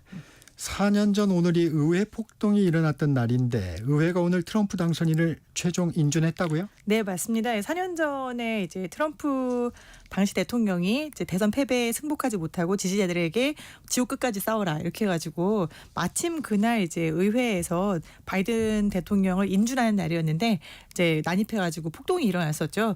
그게 벌써 4년 전입니다. 그리고 정확히 4년 뒤인 조금 전에 이제 연방 의회 상하원이 합동회의를 열고 도널드 트럼프 대통령 당선인 대선 승리했다라고 공식 인증했습니다. 이 상하원 합동회의는 상원 의장이 부통령이 당연직이거든요. 네. 그래서 카말라 해리스 부통령이 의장을 맡아서 본인이 직접 카말라 해리스 226표 패배 그리고 트럼프 승리라고 자신의 패배를 자신의 입으로 해리스 부통령이 선언을 해야 그렇죠. 되는 거군요. 그렇습니다. 선언을 하고 그다음에 이제 정적이었던 트럼프 당선인의 대통령 승리를 발표했습니다. 굉장히 차분한 표정이었고요. 아주 평화로운 이양이었고 의사당 내부의 분위기는 굉장히 좋았습니다. 트럼프 당선인 20일 취임인데요. 오늘 합동회의 전에 소셜미디어에다가 의회는 오늘 우리의 위대한 승리를 인증한다. 역사에 있어서 굉장히 큰 순간이다라고 이야기를 했습니다. 그런데 이 트럼프 당선인 4년 전에 있었던 의회 폭동 사건에 대해서는 한마디도 하지 않고 있어요. 오히려 1월 6일을 사랑의 날이다. 러브데이다라고 네. 이렇게 부르고 있어요. 그래서 자신의 지지자들이 어떻게 보면은 사랑을 표현했다라는 뜻으로 읽히고 있는데요. 지지자들 중에서 한 1,500여 명이 당시에 이제 뭐 폭행 그리고 경찰도 사망하고 그랬었잖아요. 그래서 또 이런 여러 가지 형사법적 행동으로 1,500명이 기소가 된 상태인데 내가 취임하면 이 사람들 사면하겠다라고 대대적으로 네. 사면하겠다라고 공언까지 해놓은 상태입니다. 네, 캐나다 소식 하나 듣고 가겠습니다. 트리도 캐나다 총리가 총리직에서 물러나겠다는 의사를 밝혔어요. 네, 오늘 아침에 갑자기 들어온 뉴스였는데요. 물론 사임할 것 같다라는 얘기는 계속 나왔었습니다. 근데 이것도 역시 트럼프 당선인과 무관하지 않은 상황인데요. 이제 주스틴 트리도 캐나다 총리 44살의 총리로 임명돼서 얼굴도 굉장히 잘생겼고 또 젊고 또 이제 진보적이고 이래서 세계적으로도 어떻게 보면은 굉장히 TV 매체에서 많이 사랑받았던 총리인데 네. 최근 캐나다 상황이 많이 안 좋았습니다. 물가가 많이 올랐고 주택 가격도 올랐고 이민자 문제 때문에 국민 불만도 누적되면서 지지율이 크게 떨어졌었습니다. 그러면서 이제 트럼프 대통령이 이제 들어오게 되면서 트럼프 당선인이 이렇게 얘기했죠. 캐나다는 미국의 51번째 주가 되는 게 어떠냐. 네. 그게 훨씬 행복할 거야. 트리도 너는 51번째 주지사야. 라고 이제 대놓고 얘기를 했습니다. 그래서 그러면서 캐나다에다가 만약에 우리 밑으로 안 들어오면 25%의 관세를 매기겠다라고 했거든요. 근데 이제 미국하고 캐나다하고 멕시코는 나프타 국가여가지고 서로 네. 관세가 없잖아요. 네. 근데 25%의 관세가 매겨지면 캐나다로서는 미국의 대부분 수출을 하고 있기 때문에 정말 큰 난관에 부딪히게 됩니다. 그래서 트루도 총리 이제 트럼프 당선되자마자 플로리다 마라라고 자택으로 찾아가서 만나고 그랬는데 그 이후에 전혀 성과가 없었어요. 그래서 결국에는 이제 같이 했었던 재무부 장관도 트루도 총리에게 반하면서 사임까지 이르게 됐는데 네. 슬픈 건 또 트루도 총리가 사임하겠다라고 오늘 기자회견 한 직후에 트럼프 당선인이 이제 본인의 또 SNS에다가 캐나다의 많은 사람들은 51번째 주가 되는 걸 되게 좋아해. 그래서 트루도 총리가 사임한 거야. 잘 됐어. 라는 또 조롱의 글을 남겼습니다. 네. 트럼프 당선인의 최측근이죠. 일론 머스크가 계속 이슈를 생산하고 있는데요. 독일의 내정 간섭으로 보일 수 있는 행동을 하고 있다는데 어떤 내용입니까? 네, 독일이 지금 선거를 앞두고 있습니다. 이제 네. 올라프 총리가 여기도 지지율이 낮아지면서 내각이 해산되게 됐거든요. 근데 이 선거를 앞두고 이제 트럼프의 최측근인 일론 머스크가 계속해서 유럽의 극우 정치 집단을 지지하는 발언을 하고 있거든요. 네. 그래서 이번에는 독일에 있는 극우 정당을 지지한다. 그래서 독일을 위한 대안이라는 AFD라는 곳인데 이곳을 지지한다라고 공개적으로 얘기를 하면서 이 극우 정당이 독일의 마지막 희망이다라는 기고문을 실었고요. 동시에 이제 올라프 슐츠 독일 총리에 대해서는 무능한 멍청이다. 라고 아주 정말 대놓고 멍청이라고 하면서 네. 사퇴해야 된다라고 주장을 해서 선거 개입 논란이 일고 있습니다. 이게 의견 표현은 뭐 개인의 자유라고 하지만 머스크가 가지는 위상을 볼 때는 좀 부적절한 거 아닌가요? 근데 머스크가 그냥 민간의 테슬라의 대표였을 때는 어떤 네. 말을 하든지 간에 그런가 네. 보다라고 할 수 있었는데 네. 이제는 국가에서 어떻게 보면은 정책 효율부라는 미국 정부의 수장을 맡고 있기도 하고 네. 그다음에 트럼프가 하고 있는 정책의 상당 부분 입김을 행사하는 걸로 알려져 있기 때문에 이게 사적인 민간인이라고 볼 수가 없는 상황입니다. 하지만 유럽의 정상들은 이 머스크의 바로 그 입김 때문에 여기에 대놓고 정말 큰 소리로 직설적으로 뭐라고 할 수도 없는 상황이 돼버렸거든요. 그래요? 네, 그러다 보니까 이제 뭐 숄츠 총리 같은 경우에는 머스크는 관종이다. 얘가 하는 말에 그냥 물면 안 된다. 무는 걸 기대하고 있는 거다라는 이야기 정도는 하고 있지만 여기에 대해서 공식적으로 독일의 총리지만 미국과의 관계가 안 좋아질까 봐 큰 소리를 또 내지는 못하고 있는 상황이어서 상당히 유럽 정상들 이제 지금 독일뿐만 아니고 영국도 마찬가지고 뭐 이제 덴마크 이런 다른 모든 나라들도 부글부글 끓고 있는 그런 상황입니다. 그렇군요. 트럼프 2기 행정부에서 유럽과의 관계에서 이탈리아가 주목받고 있다는데 이건 이유가 뭔가요? 이탈리아가 유럽에서 우파 정당의 총리가 지금 수장이 총리를 맡고 있잖아요. 네. 이제 멜로니 총리가 여성 어떻게 보면 총리죠. 네, 여성 총리고 이제 그 우파 성향의 총리입니다. 그러다 보니까 이제 일론 머스크의 절친으로 알려져 있어요. 네, 그래서 이제 대부분 많은 정상들이 트럼프 당선인 대통령이 되기 전에 한 번만 만나고 싶다. 우리나라를 포함해서 의사를 많이 타진했는데 여러 명이 만나지 못했고 그 중에서 독보적으로 만나고 있는 사람이 이제 2명인데 한 명이 헝가리 오르반 총리, 두 번째가 이탈리아의 멜로니 총리입니다. 네. 2명 다 이제 우파 성향이다라는 공통점이 있고요. 이제 멜로니 총리는 벌써 2번째 어제 이제 트럼프 자택에 초대를 받아서 트럼프와 같이 사진을 찍었는데 이번에 만나고 난 다음에는 이탈리아 정부가 머스크가 가지고 있는 우주 기업이죠. 스페이스 X와 계약을 맺어가지고 스페이스 X를 이탈리아에 유치할 것이다라는 그런 네. 보도까지 나오고 있습니다. 이탈리아의 입장에서는 프랑스, 독일, 영국이 지금 미국과의 어떤 관계 설정을 잘 못해서 흔들리고 있는 상황에서 내부적으로도 좀 힘들죠. 그렇죠. 내부적으로도 힘든 상황이고요. 어떻게 보면 이제 유럽의 맹주는 다시 이탈리아다라는 그런 자신감마저도 내비치고 있습니다. 네, 중동으로 가보겠습니다. 하마스와 이스라엘의 휴전 협상 이번엔 좀 잘 될까요?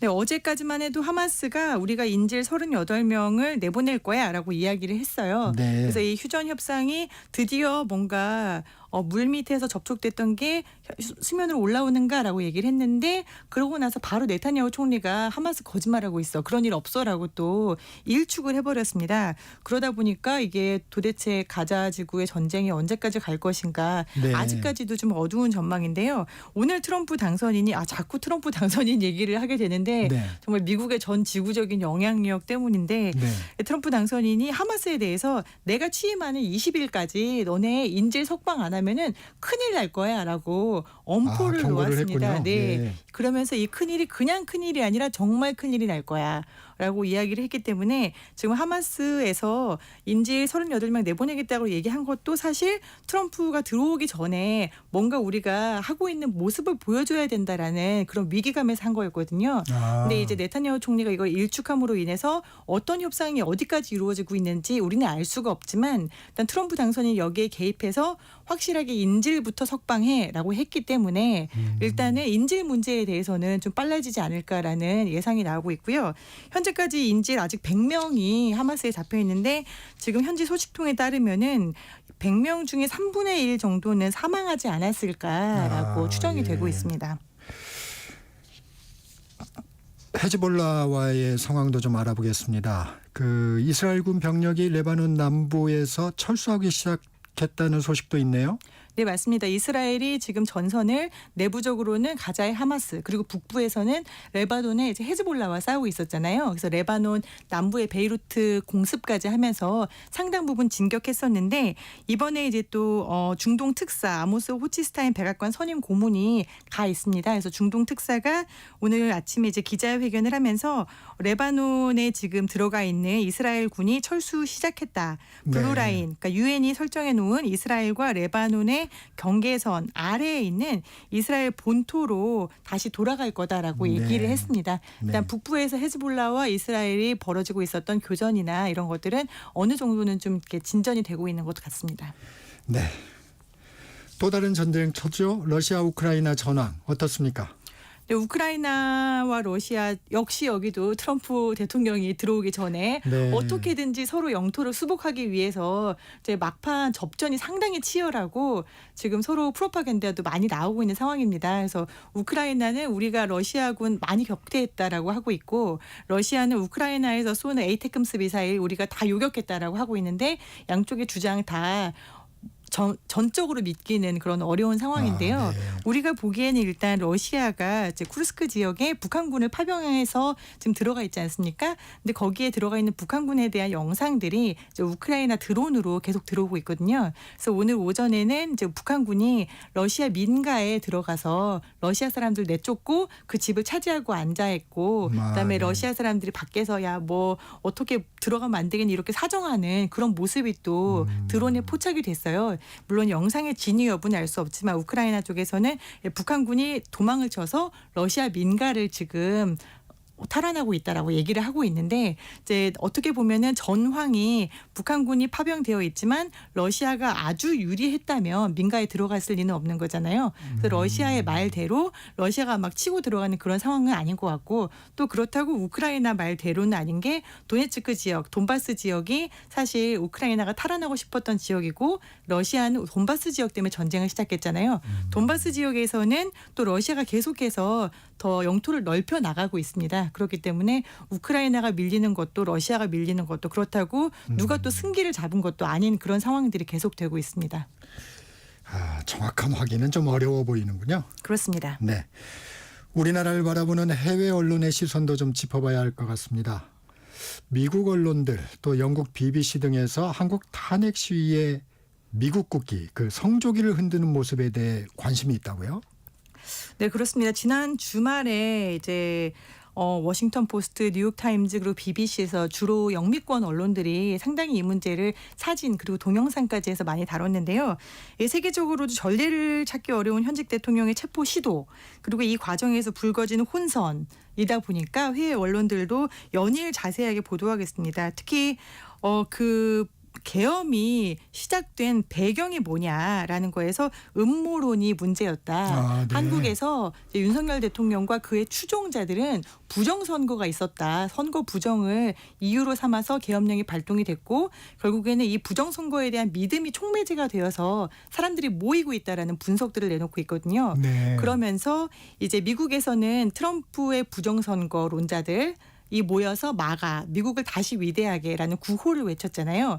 이게 똑같이 한국에서는 윤석열 대통령과 이제 마가와 비슷한 한국의 부정선거를 없애고 우리가 공정하게 가야 된다라는 네. 구호와 연관되고 있다. 그래서 트럼프 옹호의 구호가 한국의 시위 슬로건이 되었기 때문에 성조기를 그렇게 흔들고 있다.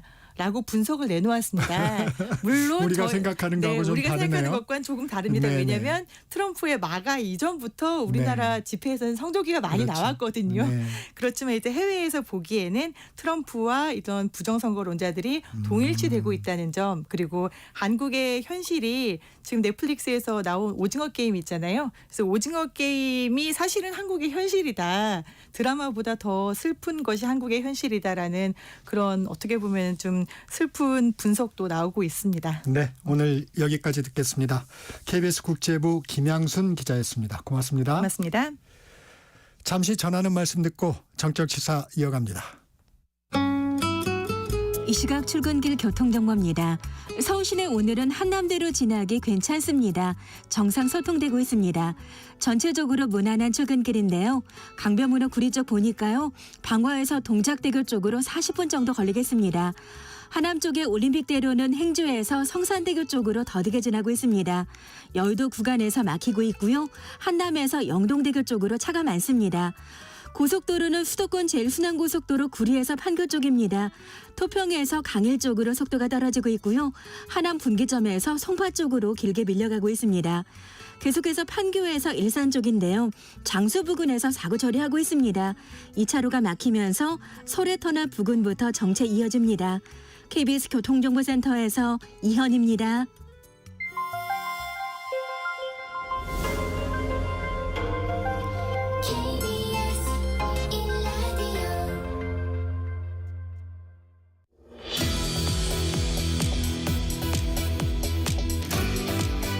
네, 전격 인터뷰 이어갑니다. 지난해 12월 29일 발생한 제주항공 여객기 참사 희생자 179명의 유해가 모두 가족의 품으로 돌아가며 인도 절차가 마무리됐습니다. 남은 과제들은 무엇인지 이근영 한국교통대 항공운항학과 교수 전화로 연결해 자세한 내용 살펴보겠습니다. 교수님 안녕하세요. 네, 안녕하세요. 교통대 이근영 교수입니다. 네, 참사 현장에 대한 수습 작업이 일단락되면서 이제는 사고 원인 분석과 진상 규명을 위한 조사가 본격화하고 있습니다. 현재까지 진행 상황 어떻게 보셨습니까? 우선 안타까운 사고로 유명을 달리하신 승객과 승무원의 명복을 빕니다.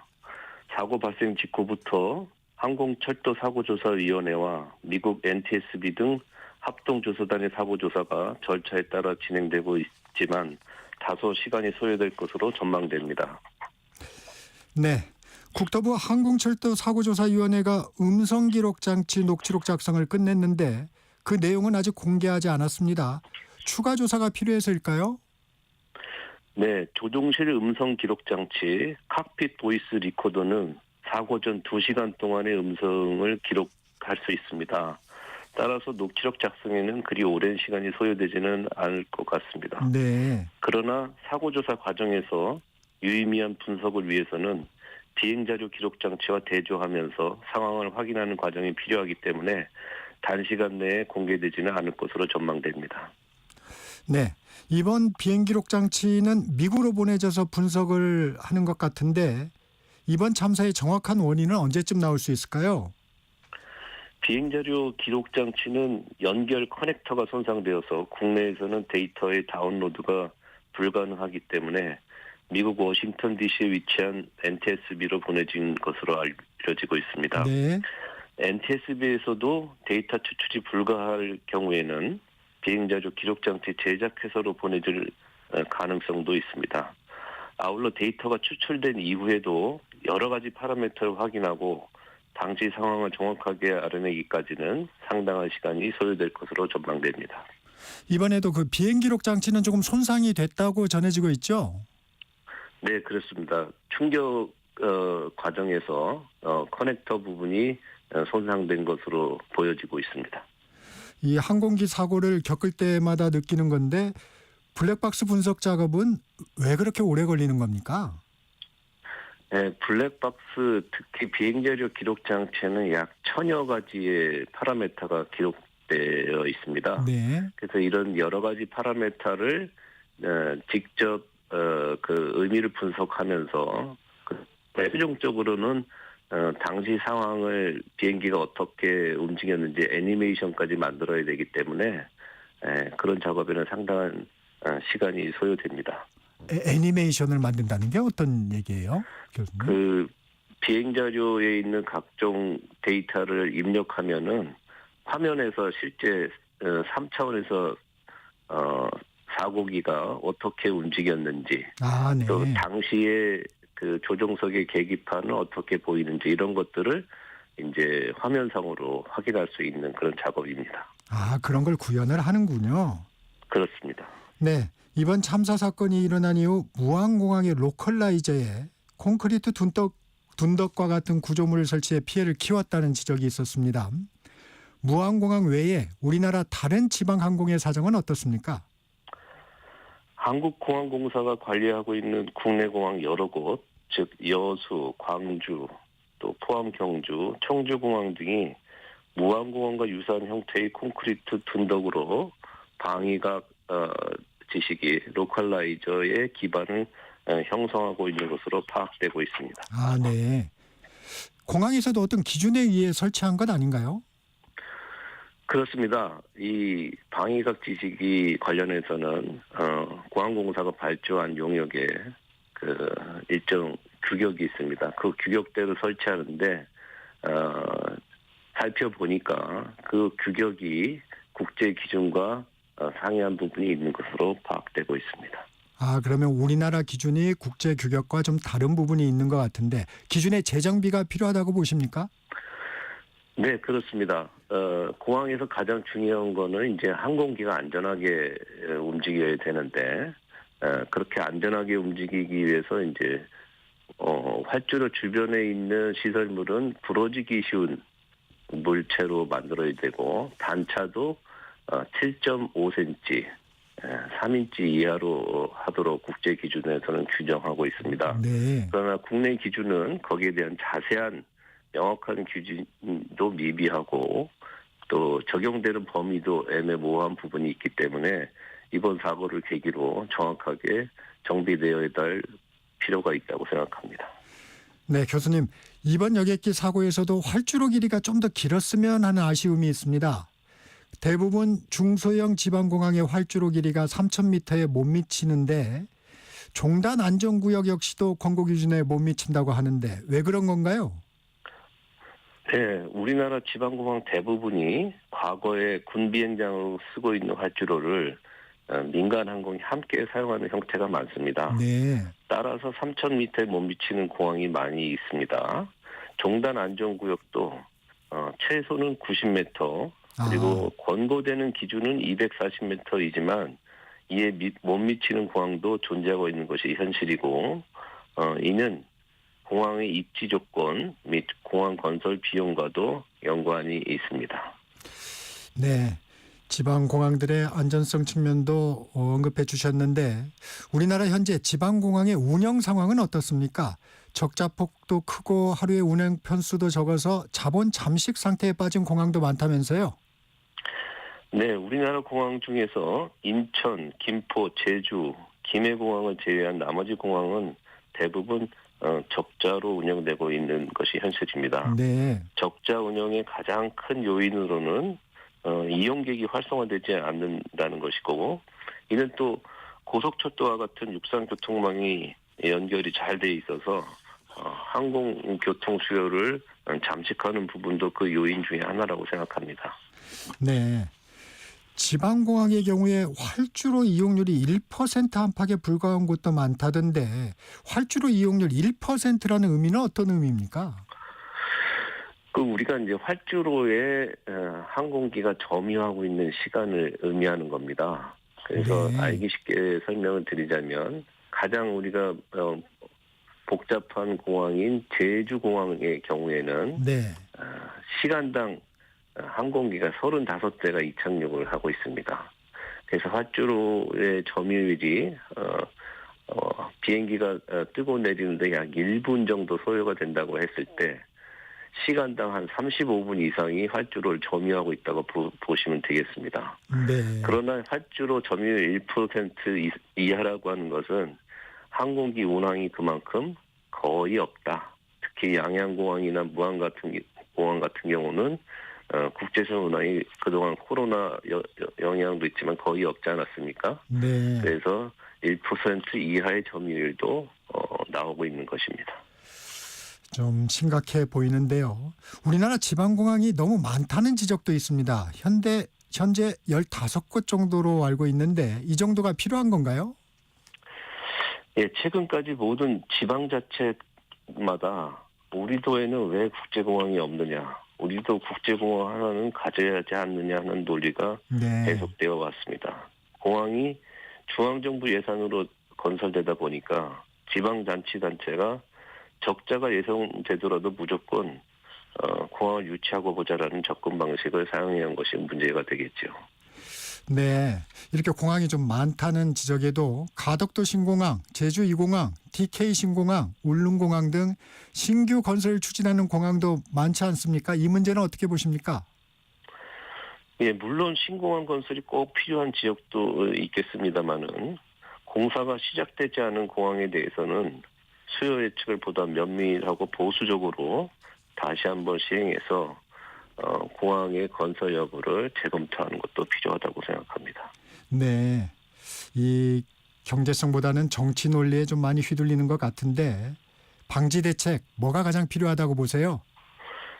예, 지방자치단체에서 요구하면 중앙정부가 모든 예산을 부담하는 현재의 공항 건설 방식은 변경될 필요가 있다고 생각됩니다. 공항 건설 및 운영에 필요한 예산을 일정 부분 지자체가 부담하는 방식으로 변경한다면 지금처럼 무조건 짓고 보자는 주장은 많이 약화될 것이라고 생각합니다. 네, 여기까지 듣겠습니다. 지금까지 이근영 한국교통대 항공운항학과 교수와 말씀 나눴습니다. 교수님 고맙습니다. 감사합니다. 네. 고지사항 하나 전해드립니다. 오늘 아침 7시 17분경에 경찰청에서 발표한 제주항공 여객기 사고 관련 악의적인 글, 댓글 자제 요청 내용을 청취자 여러분께 전달해드립니다. 제주항공 여객기 사고 관련 경찰청은 희생자와 유가족의 명예를 훼손하는 모욕성 게시글과 영상에 대해 엄정 수사하고 있다. 유언비어 및 모욕성 글과 영상을 무분별하게 게시하는 행위는 심각한 범죄다.